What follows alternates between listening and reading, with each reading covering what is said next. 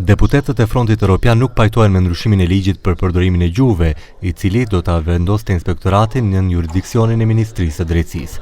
Ky është një hap I dëmshëm nga qeveria, tha Rina Ajdari nga Fronti, e cila shtoi se heqja e statusit të një subjekti juridik synon të heq pavarësinë dhe të shkel mbrojtjen e të drejtave gjyqësore.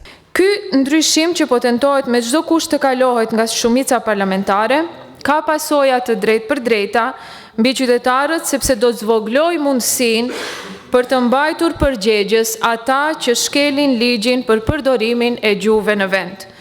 Në vend që të avansohet, ky propozim na rikthen në një sistem të centralizuar dhe të pashpresë. Antonio Miloshovski nga VMRO-DPMN tha se ky ligj nuk tenton të shkelë ndonjë të drejtë për përdorimin e gjuhëve, por përkundrazi po bëhet në përputhje me ligjin për organet e administratës shtetërore, I cili u miratua vitin e kaluar së bashku me votat e BDI-s.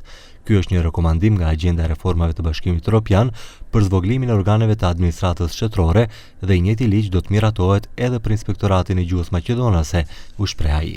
Иако некој сака да го представи како етнополитичка тема, ова прашање е реформска тема која што е усогласување со актуелното законодавство и со повисокиот надреден закон за органи на државна управа кој што бил изгласан со 88 пратеници од парламентарното мнозинство и пратеничката група од ДУИ. Ниеден инспекторат не е иземен од реформската агенда која што ни е побарана од Европската комисија. Megjithatë, kjo nuk I pajtoi deputetët e Frontit Evropian, të cilët kërkuan që ligji të tërhiqet, sepse siç theksuan, I njëjti nuk do të sillej duke pasur parasysh faktin se nuk ekziston shumica sipas badenterit për të votuar.